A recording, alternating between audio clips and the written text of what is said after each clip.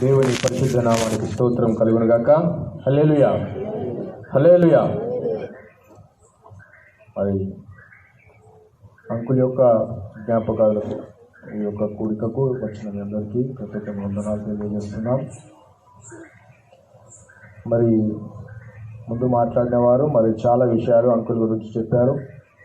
మరి నిజమే, అవన్నీ కూడా అక్షర సత్యాలే. మరి అంకుల్ని కోల్పోవడం అనేది మరి వాళ్ళ కుటుంబంతో పాటు సంఘానికి కూడా ఒక తీరని లోటే. మరి ఆ యొక్క లోటుని పూడ్చడం అనేది మరి కేవలం దేవుడే దానిని చేయాలి.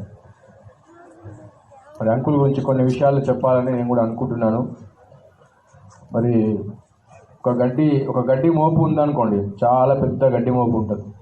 అంత గడ్డి అంత వేసిన తర్వాత దాన్ని కట్టడానికి ఒకటే తాడు మనం పెట్టి ఒక కట్టు కట్టేస్తే ఇక దాన్ని తీసి ఎటు పడేసినా అది పడిపోతుంది, అంటే చిల్లరగా పడిపోతుంది. మరి అంకుల్ మాట కూడా అట్లనే ఉంటుంది. మనం ఎన్ని చిల్లర మాటలు మాట్లాడినా వాటన్నిటిని ఒక దగ్గర చేసి ఒక మాట కట్టుకట్టి పెట్టిందంటే ఇంకా దాన్ని మళ్ళీ విప్పడానికి వీలు కాదన్నమాట. ఒక్కటే మాట, చిన్న మాట, ఆ సందులోంచి ఏదో ఒక చిన్న శబ్దం వస్తుంది, దానికి మళ్ళీ ఎవరు ఆన్సర్ చెప్పలేరు. చిన్న మాటనే, జస్ట్ అట్లా ఒక చిన్న మాట చెప్తాడు, అది ఆ పక్కన కూడా ఉన్నాడు కూడా సరిగ్గా వినబడదు. వాడు వినక ఆ మాట ముందు వాళ్ళకి చెప్తే అప్పుడు తెలిసిపోతుంది, రాజారాం అంకుల్ ఒక మాట మాట్లాడింది అనే సంగతి. మరి అట్లా ఖచ్చితమైనటువంటి నిగూఢమైనటువంటి సంగతి ఒక్కటే మాట్లాడేటోడు. ఇంకొక విషయం ఏంటంటే, మరి మీరు ఎవరు జ్ఞాపకం చేయలేదు, సమయ సందర్భమైన ప్రార్థన. సందర్భం ఏంటిది, ఆ సమయం ఏంటిది, దానికి తగ్గట్టుగానే ప్రార్థన చేసేవారు. ఆ సమయంలో ఎవరు ప్రార్థన చేయాలో విఎం అంకుల్ కరెక్ట్గా ఆయననే పిలిచేవారు. ఆయననే దానికి సంబంధించి ప్రార్థన మాత్రమే చేసేవారు. కొంతమంది అంటే ప్రార్థన చేయడం తప్పని నేను అనట్లేదు, కానీ ఒక దగ్గర మొదలు పెడితే ప్రార్థన ఊరందరూ ఎదుర్కొస్తారు కొంతమంది ప్రార్థనలు. అది ఎక్కడంటే అన్నం తినే దగ్గర. మరి అన్నం తినే దగ్గర రోగం గురించి, బాధ గురించి, ఇరుకులు, ఇబ్బందులు, వాళ్ళని పిలవండి, ప్రభు వీళ్ళని లేపండి, ఇది అక్కడ సందర్భమే కాదు. తినేటోడు ఆకలితో కూర్చున్నాడు, ఆ తర్వాత వాడు ఆకలితో ఉంటే ఈ ప్రార్థన చేస్తే ఆ ప్రార్థన దేవుడు వింటాడు తర్వాత మాట, కానీ వీళ్ళు వినరు. ఒక 2 నిమిషాలు ఏంటంటే తినేస్తూ ఉంటారు. కానీ అంకుల్ మాత్రం కరెక్ట్గా దానికి సంబంధించినటువంటి మాటలే మాట్లాడేటోడు, అంతనే ప్రార్థన. వాక్య వివరణ చేసిండు అనుకోండి, 15 నిమిషాల నుంచి 20 నిమిషాల కంటే ఎక్కువ తీసుకోవద్దు, అంటే ఒక 2 నిమిషాలు ముందే బంద్ చేస్తుంది. ఇప్పుడు టైం చూసుకోండి అని అనేటోడు. అది మరి మన సంఘస్థులకు అందరికీ బాగా తెలుసు. ఇంకొక విషయం ఏంటంటే, ఎప్పుడు వచ్చినా కూడా మీటింగ్స్ పెట్టినప్పుడు బాగా అందరికి ఎక్కువ తెలిసేది ఎక్కడంటే మీటింగ్స్ పెట్టే దగ్గర.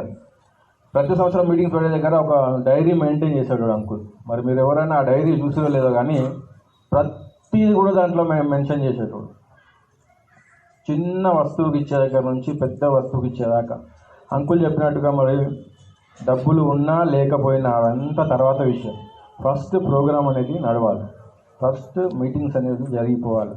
ఆ తర్వాతనే దాని యొక్క మనం అందరం కూర్చున్నప్పుడు, జనరల్ కూర్చున్నప్పుడు దానికి వివరణ అనేది చెప్పేవాడు.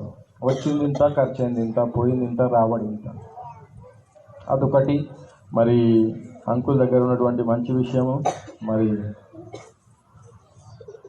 ఇంకా చాలా విషయాలు ఉన్నాయి. మాకు కూడా సండే మన యవనస్తుల కూడిక జరిగినప్పుడు ముఖ్యంగా అంకుల్కి పాత నిబంధన గ్రంథాన్ని ఒకసారి ఇట్లా చేసి పడేసేటోడు. అంటే జాన్ పాస్టర్ గారు ఎప్పుడైనా వాక్యం చెప్తే దానికంటే ఒక 3-4 రెఫరెన్స్లు ముందే ఉండేటోడు అంకుల్. నెక్స్ట్ ఈ రిఫరెన్స్ చెప్తాడు చూడనగానే పాస్టర్ ఒక వివరించి నెక్స్ట్ అదే రిఫరెన్స్ చెప్తాడు. దాని తర్వాత 2 రిఫరెన్స్లు ఈయన ముందే ఉంటాడు. అంటే బైబుల్ని ఇక్కడ నుంచి అక్కడ నుంచి తిప్పడంలో, దాన్ని ధ్యానం చేయడంలో, మరి దానికి సంబంధించిన రిఫరెన్స్లు వెతికి వాటిని కోడ్ చేసుకోవడంలో అంకులే సాటి. అంటే వాయిస్ ఒక్కటి లేదు కానీ మిగతావన్నీ కూడా అంకుల్ దగ్గర చాలా స్పష్టంగా ఉంటాయి. మరి ఇటువంటి అంకుల్ని మరి మనం కోల్పోవడం నిజంగా సంఘం పరంగా మనకందరికీ కూడా బాధనే, కుటుంబం పరంగా వాళ్ళందరికీ కూడా లోటే. కాబట్టి ఈ యొక్క లోటును దేవుడే తీర్చును గాక. మరి ఇటువంటి విషయాలు. మరి ఒక చిన్న వాక్యం చదువుకుందాం. కీర్తనల గ్రంథము 116వ అధ్యాయము 15వ వచనం.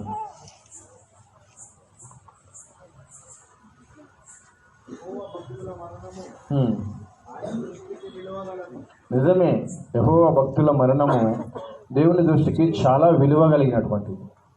పరలోకంలో ఇక్కడ నుంచి ఒక భక్తుడు పైకి ఎత్తబడుతున్నాడు అంటే, చనిపోయి వెళ్ళబడుతున్నాడు అంటే, పరలోకంలో మొత్తం పరలోక సహవాసం అంతా కూడా ఆ ఒక్కని గురించి ఎదురు చూస్తుందంట. దేవదూతలు కాదు కానీ ముందు దేవుడు ఉండి వెనకాల దేవదూతలను పెట్టి, నా భక్తుడు నా కోసము ఇప్పుడు వచ్చేస్తున్నాడు, ఆయన సమయం అయిపోయింది, ఇప్పుడు నా దగ్గరికి వచ్చే సమయం అయింది అనేది ఆ సంతోషంలో వారు ఉంటారంట. మరి మనము ఒకవేళ దేవుడు వచ్చే సమయానికి మనం బ్రతుకుంటే వాళ్ళను తర్వాత కలుసుకుంటాం, అందరం కలిసి దేవుని ఆరాధనలో ఉంటాం. కాబట్టి మరి ఈ మాటల చేత మనందరం కూడా ఒకరినొకరం ఆదరించుకుందాం. దేవుడి మాటలను దీవించునుగాక. ఆమేన్. మన మధ్యలో జాన్ రూబెన్ బ్రదర్ గారు ఉన్నారు. వారు కూడా ఈ సమయంలో సంక్షిప్తంగా కొన్ని కూడా ఇక ప్రియులైనటువంటి రాజారావు గారి యొక్క జ్ఞాపకార్థ కూటంలో కూడా మీకు పారివాసం చేసుకోవడం దేవుడు కూడా కృప ఇచ్చినారు. ఇంతమంది నుంచి దేవుని యొక్క దాసుని యొక్క జ్ఞాపకార్థం కూటంలో పాల్గొనడం అదే ఆయనకి చెల్లు. ఎవరికి లేని భాగ్యము ఈ లోకంలో, ఎవరికి లేని భాగ్యం ఏంటంటే చెప్పగలరా? అదే దేవుని యొక్క రక్షణ. ఆ రక్షణ ఎటువంటి దానికి వాల్యూ ఎంత అంటే, ఈ లోకం అంతా అమ్మేసినా మీకు కొన్న ఆ రక్షణ వాల్యూ కూడా దానికి మించి కొనలేమంట. అటువంటి గొప్ప రక్షణ భాగ్యము యేసుక్రీస్తు యొక్క రక్తం ద్వారా దొరకటం ఈ మానవాళికి ప్రభు ఇచ్చినటువంటి గొప్ప ఒక వరం అనమాట. అటువంటి వరమును పొందుకున్నటువంటి వ్యక్తి మన ప్రియులు రాజారావు గారు. రక్షణకు మించింది ఈ లోకంలో ఏమీ లేదు. అదే సమయంలో కూడా తిరిగి దేవుడు మనిషికి పునరుద్ధానం అనే శక్తి కూడా ఆయన యొక్క మరణం ద్వారా, ప్రభు క్రీస్తు మరణం ద్వారా మనిషికి ఇచ్చినటువంటి గొప్ప వరం ఏంటంటే, అది క్రైస్తవులకు ఇచ్చిన వరం ఏమిటంటే ప్రభు యొక్క పునరుద్ధాన శక్తి. ఈ రెండు విషయాల్లో కూడా ప్రభు ఆయనకి నమ్మకంగా ఉండి, ప్రభు ఆయనకి ఈ లోకంలోకి జీవించినటువంటి కాలంలో అన్నీ కూడా ప్రభు ఆయన కార్యములను అన్నీ ముగించి ఆయన నిత్య విశ్రాంతిలో రావడానికి అని చెప్పి దేవుడు చేసిన గొప్ప సంకల్పము, అది గొప్ప ప్రణాళిక. అటువంటి మాదిరిగా జీవితం కూడా మనందరూ రావాలని కోరుచున్నాడు ప్రభు. అదేవిధంగా మనందరూ కూడా దేవుడు అటువంటి గొప్ప సాక్ష్యము మనం దయచేసినట్లు మనందరం ఈ యొక్క ప్రియ కుటుంబమును వేడబడిన కుటుంబము సతీమణి గారిని, పెద్ద బాబుని ఇద్దరు కుమార్తెలు, పెద్ద కుమార్తె కరుణుడు గారిని, ఇద్దరు మనవడాలందరినీ కూడా ప్రభు గొప్పగా దీవించి ఆశీర్వదించినట్లు మన అందిన ప్రార్థనలో జ్ఞాపకం చేసుకోవాలనుకోవచ్చు. త్వరగా ముగించుకోవాలి కాబట్టి ఎక్కువ సమయం లేకుండా షార్ట్గా మాట్లాడుతూ మరి వస్తున్నారు. దైవజనుడు దాన్ని నడిపిస్తున్నారు. చాలా సంతోషం. నేను కూడా 2 మాటలు చెప్పాలి. అవును, ఎందుకంటే నీతిమంతుని జ్ఞాపకం చేసుకొనుట ఆశీర్వాదకరం, మనకు ఆశీర్వాదకరం. అవును, కుటుంబానికి ఆదరణగా ఉండేవి. ఇందాక చాలా విషయాలు మనం విన్నాం. ఒక మాట బైబిల్లో ఉంది, చదివి మరి నాకు త్వరగా ముగిస్తాను. ఎబ్రీలకు రాసినటువంటి పత్రిక 4వ అధ్యాయము 1వ వచనాన్ని త్వరగా చదవండి.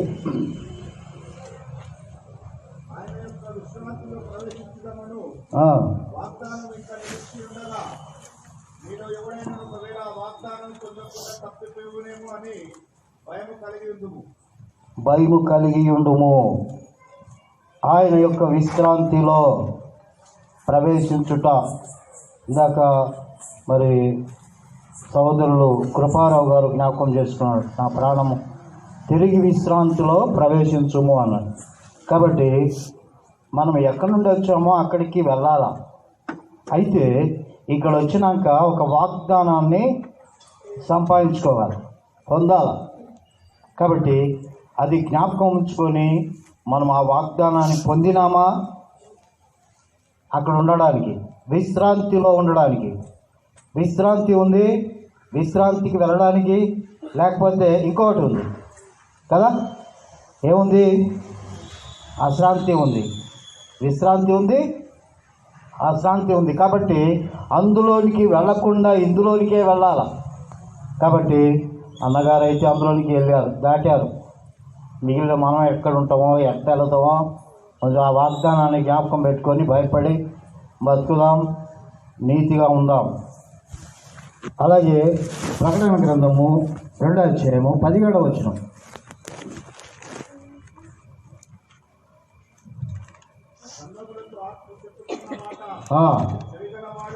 చెవిగలవాడు వినుగాక, జయించు వారికి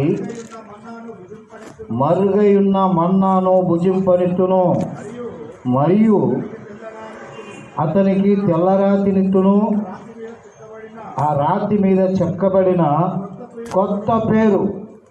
ఈ లోకములో పేరులు మరి అనేకములు మనం సంపాదించుకున్న అవన్నీ కూడా విడిచిపెట్టిపోవాలి. అవి కొన్ని దినములైనాక కదా ఎంత పేరున్న ఏమవుతుంది? ఎవరికి పనికిరాదు. కానీ మనము వెళ్ళిన తర్వాత మరుగైన మన్నాను భుజింపనిస్తాడంట, కొత్త పేరు. దేవుడు బిడ్డలారా, అది పొందిన వారికే కానీ పొందని వారికి అది తెలియదని చెప్పి మరుగై ఉన్నటువంటి విషయాలు ఉన్నాయి. కాబట్టి దేవుని బిడ్డలారా, మరి ఈ లోకంలో మనం వచ్చాము, ప్రభు అయిన యేసును ఎరిగి ఉన్నాం, ఆ మార్గంలో నడిచి ఈ జయించిన వాడంటే ఏంటిని జయించాలా?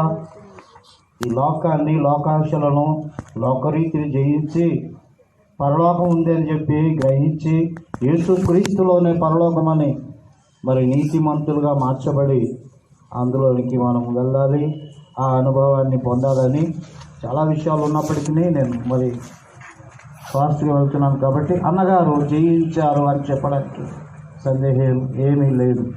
ఈ లోకరీతిగా ఆయన ఏమి కదా బిహెచ్ఎల్ ఎంప్లాయీగా ఉండి ఎన్నో సుఖాలు ఎందరో అనుభవించారు. కానీ ఈయన చూస్తే ఆయన ఇల్లు కూడా అలాగే ఉంది. ఎందుకంటే ఆయన ఈ లోకరీతిగా ఎక్కువ మనసు పెట్టలేదు, దాంట్లో ఆయన పోరాటం చేయలేదు. నిజంగా సేవను, సంఘాలను ప్రేమించి 3 సంఘాలు మార్చబడ్డాయి. ఆయన 3వ సంఘంలో కూడా ఒక మంచి వ్యక్తిగా కొనసాగాడు. అంటే ప్రభు పరిచర్యలో ఎంత ఆసక్తి కలిగవాడో మనం చూస్తున్నాం. గొప్ప ప్రసంగం చేయిస్తున్న దానికంటే అన్ని ఓర్చుకొని నిలబడము. కాబట్టి ఓర్చుకొని నిలబడిన వ్యక్తి. మేము 3 సంఘాలు మార్చాము, ఇప్పుడు 4 అంటే 3వ సంఘం అంటే నేను బయట అంటే 3 సంఘాలు ఇచ్చిపెట్టి ఇంకో సంఘంలో ఉన్నా. కానీ అన్నగారు 3 సంఘంలో ఓర్చుకొని నిలబడి నిదానంగా ఉన్నటువంటి వ్యక్తి. మరి ఆయన దగ్గర మేము ఎన్నో విషయాలు నేర్చుకున్నాం.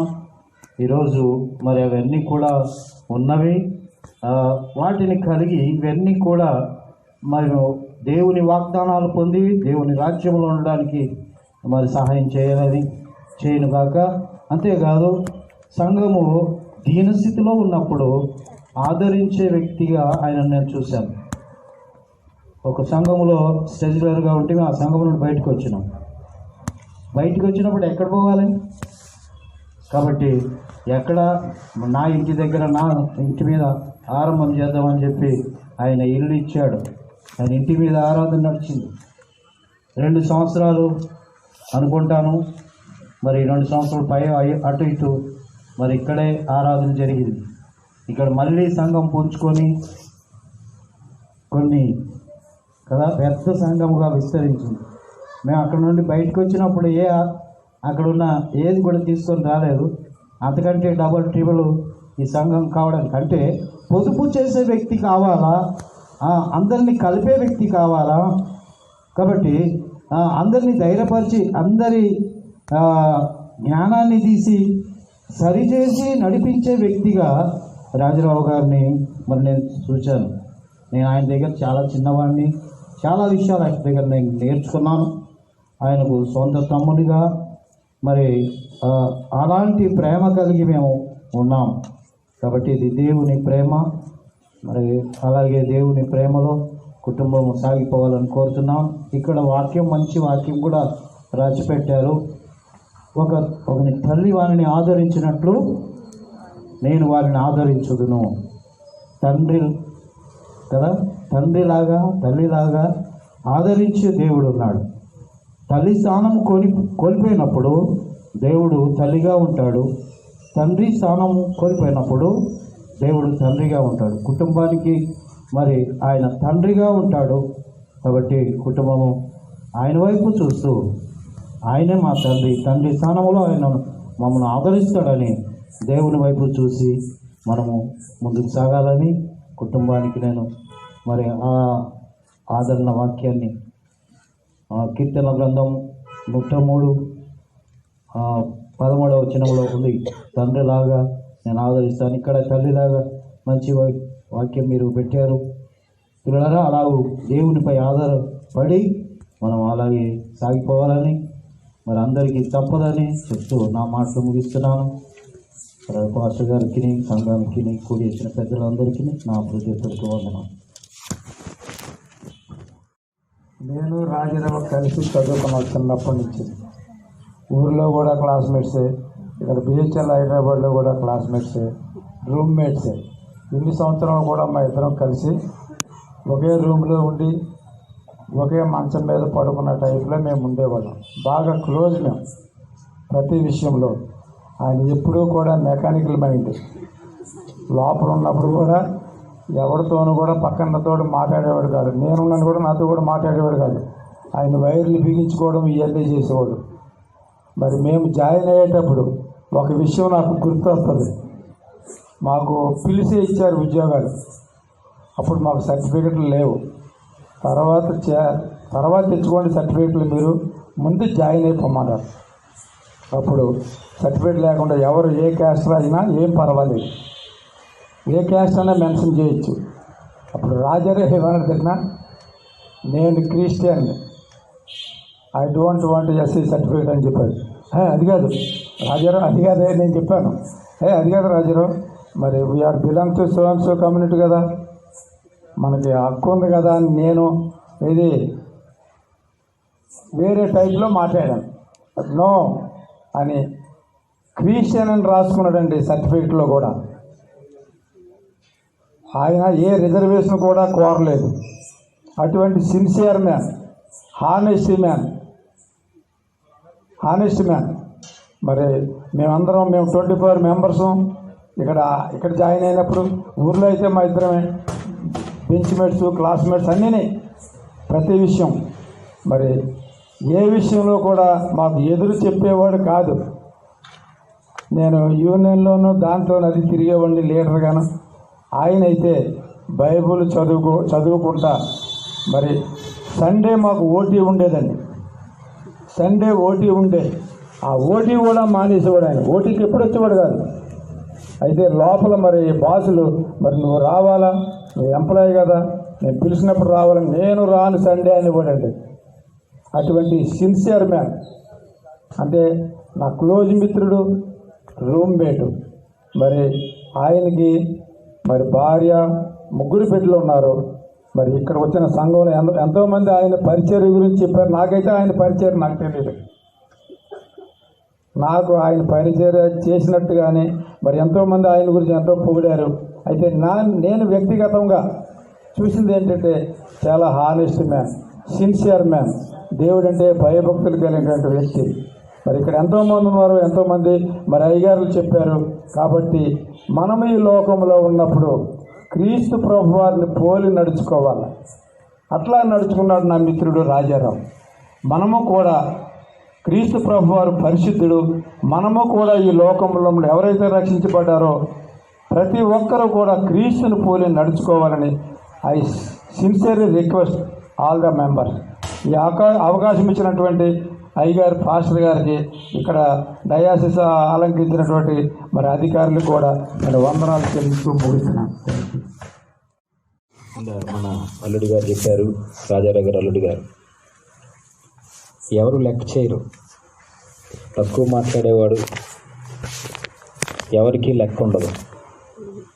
సామెతల గ్రంథంలో సొలొమోను ఒక మాట మాట్లాడతాడండి, ఒక ప్రోవర్బ్. సామెతగా తెలియజేస్తాడు. మితముగా మాట్లాడువాడు తెలివి గలవాడు. ఆ వాక్యాన్ని ఒకసారి ఈ సమయంలో జ్ఞాపకం చేస్తాను. సామెతల గ్రంథం 17వ అధ్యాయము 27వ వాక్యం. మితముగా మాట్లాడువాడు తెలివి గలవాడు. కింద కూడా చదవండి. శాంతి గుణము గలవాడు వివేకము గలవాడు. నిజంగా అంకుల్ గురించి నాకున్నటువంటి అనుబంధం 8 సంవత్సరాలు. అంకుల్ గారి దగ్గరికి నేను ఎప్పుడు వెళ్ళినా కానీ గంటల తరబడి మాట్లాడిన సందర్భాలు లేవు. ఆ మాటకు వస్తే ఇక్కడున్న ఎవరికీ లేదని నా భావన. ఎవరితో కూడా ఆయన అతిగా మాట్లాడే వ్యక్తి కాదు. నిజమే, వాక్యాన్ని అక్షరాల తన జీవితంలో అనుసరించాడు అనే చెప్పాలి. దేవుని వాక్యాన్ని ప్రాణంగా భావించి దేవుని మాటలను ఊపిరిగా పెట్టుకొని ఆ మాటలే తన జీవితాన్ని కట్టడి చేశాయనే నేను నమ్ముతాను.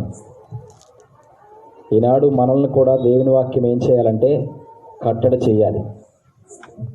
వాక్కు చాతుర్యం అన్నప్పుడు 2 అర్థాలు ఉన్నాయి. ఒకటి, ధారాళంగా మాట్లాడేవారు, తడుముకోకుండా మాట్లాడేవారు, ఏ సందర్భంలోనైనా మాట్లాడగలిగే వారిని వాక్కు చాతుర్యం గలవారు అని అంటారు. వాక్కు చాతుర్యం లేకుండా కూడా ప్రవర్తన ద్వారా మంచి స్పీకర్ అని చెప్పుకునేవారు కూడా ఉన్నారు. మాటలు వింటేనే ఆ వ్యక్తి మంచిగా మాట్లాడతాడు అనుకోవటం కంటే ఆ ప్రవర్తనను బట్టి కూడా ఒక సందేశం బయటకు వస్తుందనే సంగతిని కూడా మనము గ్రహించాలి. అంటే కొంతమంది వారి వాక్కులతో ప్రజలను బలపరుస్తారు, మరి కొంతమంది వారి ప్రవర్తనతోనే కొంతమందికి మాదిరిగా ఉంటారు. నిజంగా ఆ యొక్క బాటలో నడిచిన వ్యక్తే ప్రియదాసులు, తండ్రితో సమానులు రాజారావు అంకుల్ గారని నేను భావిస్తూ ఉన్నాను. నేను అంకుల్ దగ్గరికి వచ్చినప్పుడు ఒకసారి 2 పర్యాయాలు కంటనీరు పెట్టడం నేను అప్పుడే చూశాను. తాను కింద పడి కాలు ఇరిగిన తర్వాత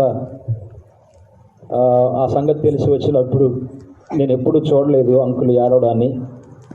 తన కళ్ళల్లో నీరు మొట్టమొదటిగా చూశాను. ఆ తర్వాత కాంటినెంటల్ హాస్పిటల్కి వెళ్ళినప్పుడు ఆయన చూసి కళ్ళంటి నీళ్లు కార్చారు.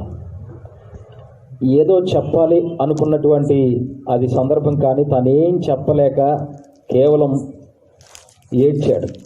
నిజంగా అంత పెద్ద మనిషి, వయసులో పెద్దవాడు, అనుభవంలో పెద్దవాడు, జ్ఞానంలో పెద్దవాడు, అలా ఏడవడాన్ని నన్ను చాలా కలిచివేసింది. నాకు చాలా బాధ అనిపించింది. ఒకానొక సందర్భంలో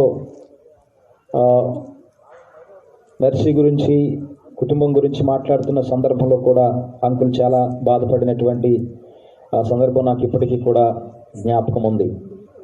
తాను ఎంత అస్వస్థతకి గురైనా కానీ అంకుల్ దేవుని వాక్యాన్ని విడిచిపెట్టలేదు. మెర్సీ ఒకసారి నాకు చెప్పిన మాట జ్ఞాపకం వస్తూ ఉంది. ఇప్పుడు కాలిరిగి బెడ్ మీద ఉండి అటు ఇటు జరగకూడదని చెప్పినా కానీ తన చేతిలో ఉన్నటువంటి మొబైల్ ఫోన్ తీసుకొని టార్చ్ ఆన్ చేసి బైబిల్ వాక్యం చదువుతున్నాడన్నా అని చెప్పింది. దేవుని వాక్యం అంటే ఎంత ప్రాణమో, వాక్యాన్ని ఎంత ప్రేమించారో. నిజమైన భక్తులు దేవుని వాక్యంతో సహవాసం చేస్తారు. వారు ప్రాణం పోయినా కానీ ఆఖరి మినిట్ వరకు కూడా దాన్నే ఆధారంగా భావించుకుంటారని చెప్పక తప్పదు. దేవుని మాటలే కదండి మనకు ఊపిరినిచ్చేది. దేవుని మాటలే కదా మనల్ని బ్రతికించాల్సింది. కొంతమందిని చూస్తే చాలాసార్లు చనిపోయిన వారిని చూస్తే ఇంకంతే, ఇంకేముంది, జీవించారు, కొన్ని సంవత్సరాలు బ్రతికాడు, ఉన్న కాలంలో కొన్ని చేశాడు, ఆ తర్వాత తన యాత్రను ముగించాడు అని అనుకుంటారు. దేవుడు మనిషిని భూమి మీదకి పంపించి కొంతకాలం జీవించి ఈ భూమిని విడిచి వెళ్ళిపోవటానికి మాత్రమే కాదు. అయిపోయారా, చనిపోయారా, ఇంకేముందండి 4 రోజులు అయితే మర్చిపోతారు కదా అని అనుకుంటారు చాలామంది. ఈ సమయంలో ఒకే ఒక లేఖనాన్ని మీకు జ్ఞాపకం చేస్తాను, చూడండి. హెబ్రీయులకు పత్రిక 13వ అధ్యాయము 7వ వాక్యాన్ని చదువుదాం. హెబ్రీయులకు పత్రిక 13వ అధ్యాయము 7వ వాక్యం. మీకు దేవుని వాక్యం బోధించి మీ పైని నాయకులుగా ఉన్న వారిని జ్ఞాపకము చేసుకొని వారి ప్రవర్తన ఫలమును శ్రద్ధగా తలంచుకొనుచు వారి విశ్వాసమును అనుసరించండి. ఎంత చక్కటి దేవుని వాక్యం అండి, ఎంత చక్కటి మాట. మీపై నాయకులుగా ఉన్నవారు, అంకులు నాయకత్వాన్ని గురించి చాలామంది ప్రస్తావించారు. మీకు దేవుని వాక్యాన్ని బోధించిన వారు అంకులు చాలామందికి దేవుని వాక్యం బోధించారు. యూత్ మీటింగ్లో దేవుని వాక్యాన్ని బోధించారు, కొన్నిసార్లు సంఘంలో దేవుని వాక్యం బోధించారు, పర్సనల్గా కూడా చాలామందికి దేవుని వాక్యం తెలియజేసిన సందర్భం ఉంది. చాలాసార్లు మనం ఏమనుకుంటామంటే ఉద్యోగం ఉంది, రిటైర్ అయిపోయారు, కొంతకాలం బ్రతికారు, వెళ్ళిపోయారు. ఒక సంగతిని మనం జ్ఞాపకం పెట్టుకోవాలి, పుట్టారు, బ్రతికారు, చచ్చిపోయారు. ఇంతటితో మానవుని జీవితం అంతం కాలేదు. ఇంతటితో ఒక క్రైస్తవుని జీవితం అంతం కాల, అంతటితోనే ముగిసిపోలేదు. ప్రతి క్రైస్తవుడు ఈ భూమి మీద వదిలిపెట్టవలసినవి 2 ఉన్నాయి. ఒకటి, ఎలాగూ తన దేహాన్ని విడిచిపెట్టేస్తాడు. ఆ మాటకొస్తే ప్రతి ఒక్కరు కూడా ఈ దేహాన్ని విడిచిపెట్టి వెళ్ళాల్సిందే. ఈ దేహాన్ని విడిచిపెట్టిన తర్వాత వారి జీవితం ఈ భూమి మీద ఉంటుంది. దేవునికి స్తోత్రం చెప్పండి. వారి జీవితం భూమి మీద ఉంటుంది అని అంటే వారు ఎలాగూ బ్రతికారు, ఎటువంటి సాక్ష్యం కలిగి బ్రతికారు, ఎటువంటి ప్రవర్తన కలిగి బ్రతికారు అనేది మనం ఆలోచన చేయాలి. చాలాసార్లు చనిపోయిన వ్యక్తిని కొన్ని రోజులు జ్ఞాపకం పెట్టుకొని ఆ తర్వాత వదిలేస్తాం. కానీ దేవుని వాక్యం ఏం చెబుతా ఉంది? మీ పైన నాయకులుగా ఉన్నవారు బోధించిన బోధలు మర్చిపోదగినవి కావు. దేవునికి స్తోత్రం. ఎవరైతే నిన్ను రక్షణలోనికి తీసుకొచ్చారో, విశ్వాసాన్ని పరిచయం చేశారో, భక్తి భావాలు నీకు అందించారో, దేవుని వాక్యాన్ని నీ గూఢంగా నీకు తెలియచేశారో, విశ్వాసాన్ని గురించి ఎవరు బోధించారో, వారి లైఫ్ ఏ విధంగా వాక్యానుసారంగా మలుచుకున్నారో, అది మీరు చనిపోయిందాకా, నేను చనిపోయిందాకా అది మాదిరిగా నిలవాల్సిందే. వారిని జ్ఞాపకం చేసుకోవాలి, వారి ప్రవర్తన ఫలాన్ని జ్ఞాపకం చేసుకోవాలి. అలాగని మనం ఆలోచన చేస్తే బైబిల్ గ్రంథంలో ఉన్నటువంటి భక్తులు అందరూ కూడా ఈ రోజున విశ్వాసం గురించి మనం మాట్లాడుకుంటూ ఉన్నాం, నిరీక్షణను గురించి మనం మాట్లాడుకుంటూ ఉన్నాం, దేవుని ప్రేమను గురించి మాట్లాడుకుంటూ ఉన్నాం, ఏమండి నమ్మకత్వాన్ని గురించి మాట్లాడుకుంటా ఉన్నాం. ఇలా కొన్ని సంగతుల గురించి మనం మాట్లాడుకుంటా ఉన్నాం. ఇవన్నీ ఎవరి ద్వారా వ్యక్తపరచబడ్డాయి, ఎవరి ద్వారా తెలియపరచబడ్డాయి, ఎవరి ద్వారా అందించబడ్డాయి అంటే సాక్షాత్తు వీటన్నింటినీ అనుసరించినటువంటి భక్త సమాజం అందించినటువంటి వరాలు. దేవునికి స్తోత్రం. అబ్రహాముని గురించి మాట్లాడుకుంటాం. ఎందుకు మాట్లాడుకుంటాం? విశ్వాసులకు తండ్రి. ఈ రోజున మనం యేసునందు విశ్వాసం ఉంచడానికి, లేక దేవుని యందు విశ్వాసం ఉంచడానికి, దేవుని యందు నిరీక్షణ కలిగి బ్రతకడానికి దాని వెనక ఎవరు ఉన్నారు? విశ్వాసులందరికీ అబ్రహాము తండ్రి అని ప్రస్తావించిన దేవుని వాక్యం ఒకటి ఉంది. అంటే ఎలాగూ దేవుని యందు విశ్వాసం ఉంచాడో, ఎలాగూ దేవుని యందు నిరీక్షణ ఉంచాడో అబ్రహాము జీవితంలో అనుభవించి తన తరానికి ఏం చేశాడంట? పరిచయం చేశాడు. దేవునికి స్తోత్రం. కాబట్టి నా ప్రియమైన దేవుని బిడ్డలారా, చాలాసార్లు చనిపోయిన వారిని మరిచిపోవటం కాదు, వారి విశ్వాసం ఎటువంటిది, వారి భక్తి ఎటువంటిది, వారి సిన్సియారిటీ ఎటువంటిది, వారి యొక్క సాత్వికం ఎటువంటిది, వారి యొక్క భయభక్తులు కలిగిన జీవితం ఎటువంటిది, ఇవన్నీ కూడా అనుసరించదగినటువంటి సంగతులుగా మనం భావించాలని ఈ సందర్భంలో నేను మీకు తెలియచేస్తూ ఉన్నాను. అది కింద ఆ వాక్యాన్ని చదవండి. వారి ప్రవర్తన ఫలమును శ్రద్ధగా తలంచుకొనుచు. ఏమండి, వారు ఎలాగూ ప్రవర్తించారు. ప్రియమైన స్నేహితుడా, సహోదరి, నీ జీవితం మరొకరిని ఏం చేయాలంట? కదిలించాలి. నీ జీవితం ఇంకొకరిని ఇన్ఫ్లుయెన్స్ చేయాలి. అప్పుడే నవ సమాజం, సమసమాజాలు ఏర్పడతాయి. అప్పుడే మంచి మనుషులు ప్రోత్సహించబడతారు, మంచి మనుషులు సమాజంలో లేవనెత్తబడతారు. ఈ రోజున మన జీవితాలు ఇన్ఫ్లుయెన్స్గా లేకపోతే, కదిలించేవిగా లేకపోతే, ప్రేరేపితమయ్యేటట్టుగా లేకపోతే, దేనికి ప్రేరేపితమయ్యేటట్లుగా, దేవునికి భయపడేటట్లుగా మన జీవితాలు ప్రేరేపితం కావాలి. దేవుని ప్రేమను గుర్తెరిగేటట్లుగా మన జీవితాలు ప్రేరేపితం కావాలి. భక్తి భావాలు మనలో నుంచి అనేకులకు ప్రేరేపితం కావాలి, మంచి ప్రేరేపితం కావాలి, మర్యాద ప్రేరేపితం కావాలి. ఇవన్నీ ఇతరులకు మనము ప్రేరేపితులుగా ఉంటేనే సమసమాజం, నవ సమాజం, మంచి భావాలు సమాజంలో ఉంటాయి. అది అనుసరించాలి. అంటే నేను మాట్లాడుతున్నాను, నేను జీవిస్తున్నాను, నా మట్టుకు నేను బ్రతుకుతాను అని అనుకోవటం కాదు. మన జీవితం, మనం విడిచి వెళుతున్నటువంటి జీవితం మరొకరికి ఆదర్శప్రాయంగా ఉండాలి. బైబిల్ గ్రంథంలో చాలా మంది భక్తులు వారు విడిచిపెట్టినటువంటి జీవితం ప్రభావపూరితమైనది. దేవునికి స్తోత్రం చెబుదాం. అనేకులను మార్చింది, అనేకులను కదిలించింది. వారి త్యాగమే కావచ్చు, వారి విశ్వాసమే కావచ్చు, వారి నిరీక్షణే కావచ్చు, వారి భక్తే కావచ్చు. దేవుని అందలి ఎలాగూ ప్రేమ కలిగి ఉండాలి, దేవుడు ఎలాగూ ప్రేమిస్తాడో ప్రేమించి చూపించారు.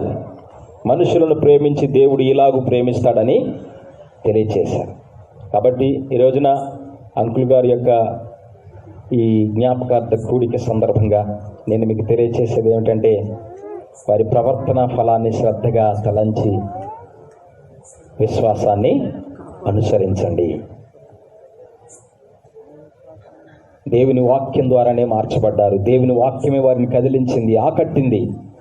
వారు ఏ విధంగా జీవించారో ఆ జీవితాన్ని ఒకసారి మనం తలంచుకుంటూ ఆ జీవితంలో ఉన్నటువంటి కొన్ని ఆణిముత్యాలు, విలువైనటువంటి సంగతులను మనం ఏం చేయాలంట, అనుసరించే పిల్లలముగా ఉండాలని ప్రభుపేట నేను మీకు జ్ఞాపకం చేస్తున్నాను. చివరిగా ఒక్క తలంపు చెప్పి నేను ముగిస్తాను. ఇర్మియా గ్రంథంలో ఒక సంతతి ఉంది. ఆ సంతతి రేకాబీలు సంతతి. ఆ సంతతి ద్వారా రేకాబీలకు పుట్టినటువంటి కుమారుడు ఒక ఆయన ఉన్నారు. ఆయన పేరు యెహోనాదాబు. ఆయన జన్మించిన తరువాత ఆయన పితరులు ఆయనకు ఆజ్ఞాపించిన మాటలు చాలా శ్రద్ధగా పాటించాడు.